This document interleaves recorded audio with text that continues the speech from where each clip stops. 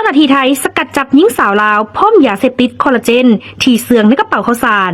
สำนักข่าวจังหวัดมุกดาหารรายงานว่าวันที่ 13 กุมภาพันธ์ 2026เจ้าหน้าที่จังหวัดมุกดาหารได้แถลงผลการจับกุมขบวนการลักลอบขนส่งยาเสพติดข้ามชาติที่ด่านชายแดนขัวมิตรภาพไทยลาวแห่งที่2มุกดาหารสวรรณเขตชาวตุกก็บ่เข้าใจคือกันเนาะพี่น้องเนาะว่าคนลาวที่เขาเจ้าคิดแบบนี้นะเขาคิดหยังอยู่ทั้งที่ประเทศไทยนะเพิ่นมีงานของขังหลายพี่น้องเป็นงานที่สุจริตเป็นงานที่เพิ่นนะได้กำหนดให้ทางคนลาวนะได้ไปเฮ็ดได้กับคนขังหลายอาชีพเนาะพี่น้องแต่ละอาชีพก็เป็นงานที่ดีเป็นเงินที่ดีทั้งนั้นเนาะพี่น้องแต่ว่าชาวตุกก็บ่ฮู้คือกันว่าความคิดของคนกลุ่มหนึ่งนะพี่น้องเป็นหยังคือต้องมาคิดแบบนี้คิดที่จะเอาสิ่งที่ผิดกฎหมายนะเข้าไปอยู่ที่ประเทศของเพิ่นเนาะ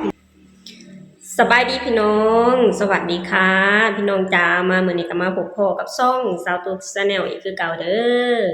มาพอกันอยู่ที่เฮือนคือเก่าเด้อพี่น้องอยู่บ้านเลี้ยงลูกคือเก่าแหละเนาะพี่น้องเนาะบ่ได้ไปไสพี่น้อง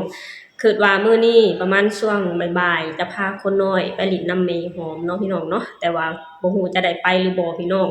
ถ้าหากว่ามันแดดก็บ่ได้ไปเนาะพี่น้องเนาะก็ถ้าเบิ่งอีกทีนึงพี่น้องคะแนนว่าคนน้อยอยากไปก็จะพาเพิ่นไปเนาะพี่น้องเนาะพาเพิ่นอยู่เฮือนหลายเพิ่นก็เบื่อพี่น้องเอ้ยถ้าหากว่าได้ไปเล่นนี่เพิ่นก็แบบว่าร่าเริงสดใสพี่น้องตามภาษาของเด็กน้อยแหละพี่น้องพาอยู่เฮือนหลายก็อยากเบิ่งแต่โทรศัพท์เนาะพี่น้องมื้อนี้สตุกเองก็บ่ค่อยให้เพิ่นเบิ่งนะสตุกจะให้เพิ่นเบิ่งแค่ช่วงเช้าแล้วก็กับช่วงตอนแลงตอนเย็นๆช่วงที่สตุกแบบว่าเฮ็ดอยู่เฮ็ดกินเนาะพี่น้องคือช่วงยามกลางวันน่ะสตุกบ่ให้เบิ่งเลยเนาะพี่น้องคือแบบว่าสังเกตเบิ่งอาการน่ะพี่น้องคือว่าเอาโทรศัพท์ให้เบิ่งหลายนะช่วงที่เพิ่นนอนน่ะเพิ่นนอนบ่ค่อยนิ่งเนาะพี่น้องนอนก็เดี๋ยวก็ตื่นน่ะจะคันไข้จากการเล่นโทรศัพท์แล้วแบบว่าเล่นแล้วบ่ได้ดั่งใจแล้วก็หายนะพี่น้องก็จะเป็นประมาณนี้เนาะพี่น้องนอนบ่ค่อยนิ่งพี่น้องสตุกก็เลยปรับใหม่คือให้เพิ่นเล่นแค่ช่วงตอนเช้ากับช่วงตอนเย็นเนาะพี่น้องเนาะช่วงกลางวันก็คือให้เพิ่นเล่นนู่นนี่นั่นของเพิ่นไปเนาะพี่น้องเนาะเฮาก็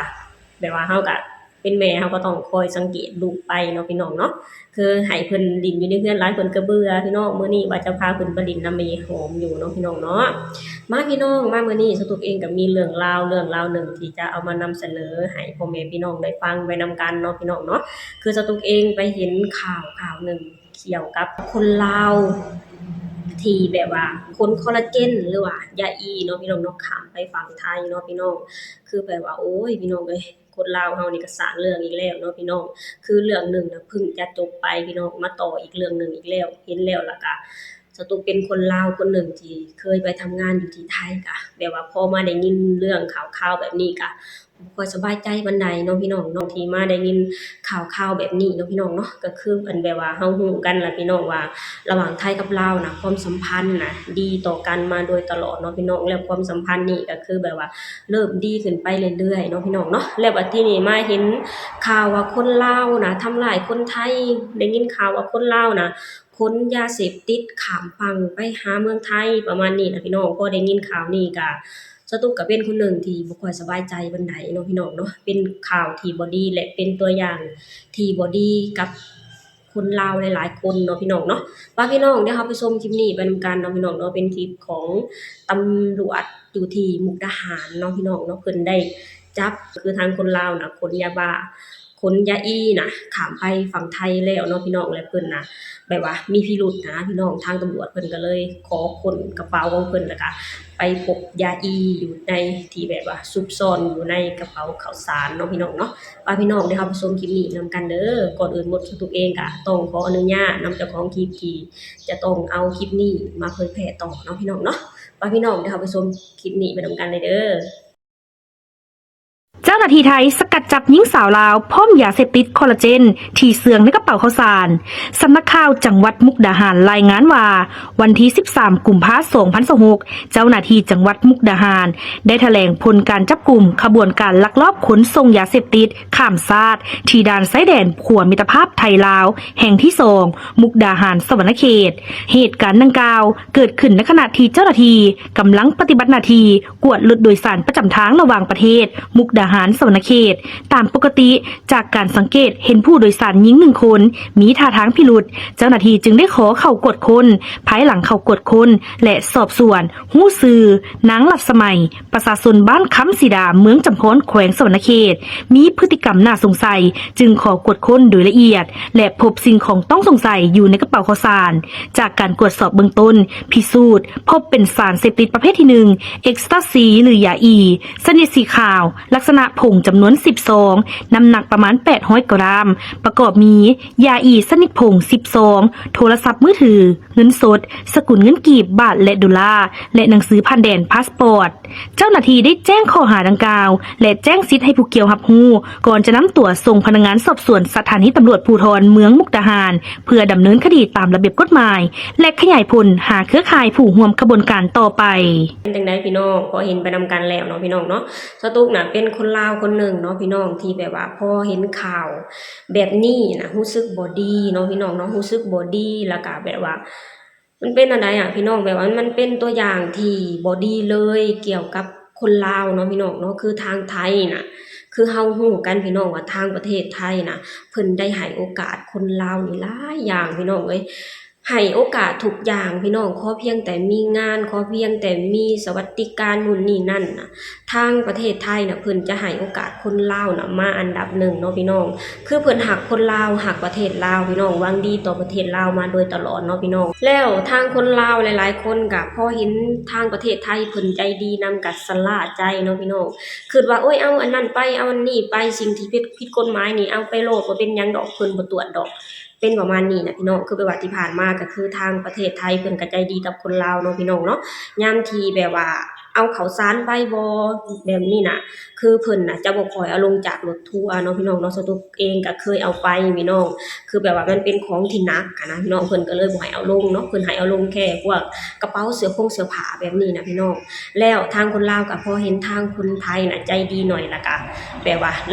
ละเริงอะพี่น้องละเริงก็เลยคิดว่าเอาไปโลดบ่เป็นหยังดอกเป็นประมาณนี้เนาะพี่น้องเนาะพอเห็นพฤติกรรมแบบนี้แล้วล่ะก็รู้สึกแบบว่าบ่ดีเนาะพี่น้องคือเป็นตัวอย่างที่บ่ดีเลยพี่น้องเอ้ยสตุกเองก็อยากให้คนลาวหลายๆคนน่ะเบิ่งตัวอย่างของเด็กน้อยคนนี้เป็นตัวอย่างเนาะพี่น้องเนาะเพราะว่าเขาแค่อายุ16 ปีเองพี่น้องเขาตัดอนาคตตัวเองเลยพี่น้องแทนที่อนาคตน่ะจะมีแบบว่าจะมีอนาคตที่สดใสเนาะพี่น้องเนาะอยากไปทำงานอยู่ที่ประเทศไทยหาเงินหาคำอยู่ที่ประเทศไทยเพื่อมาสร้างเนื้อสร้างตัวเฮ็ดเรือนเฮ็ดซ่านอยู่บ้านของเจ้าของพี่น้องแต่ว่าเขาคิดสั้นเกินไปโลภพี่น้องหวังเห็นเงินที่หลายแค่ระยะสั้นๆขนสิ่งที่ผิดกฎหมายน่ะเข้าไปถึงประเทศไทยเนาะพี่น้องเนาะเป็นสิ่งที่ตัดอนาคตของตัวเองเลยพี่น้องหลังจากนี้ก็การที่จะไปทำงานอยู่ประเทศไทยของเขาอะคือจะยากขึ้นเนาะพี่น้องเนาะและอีกอย่างน่ะคือทางประเทศไทยน่ะเพิ่นก็จะมีกฎที่เข้มงวดหลายขึ้นเนาะพี่น้องจากที่คนลาวขนข้าวสารหรือของที่หนักๆไปฝั่งไทยจากที่ง่ายมันก็จะเป็นเรื่องที่ยากขึ้นเนาะพี่น้องเพิ่นว่าแหละพี่น้องว่าปลาตัวเดียวเน่าหมดของเนาะพี่น้องเนาะจากที่คนลาวเฮาไปมาหาสู่ประเทศไทยง่ายเนาะพี่น้องต่อจากนี้ก็จะยากขึ้นเพิ่นก็จะมีการตรวจตาที่เข้มงวดขึ้น แต่แบบว่าส่งผลกระทบต่อคนลาวหลายๆคนเนาะพี่น้องเนาะจากที่เขาเจ้าเดินทางไปทำงานอยู่ที่ประเทศไทยง่ายสุดท้ายมาก็จะยากขึ้นเนาะพี่น้องแต่ถ้าหากว่าคนไทยหรือตำรวจไทยเพิ่นจะเห็นแบบนี้จะตรวจตาให้เข้มงวดขึ้นก็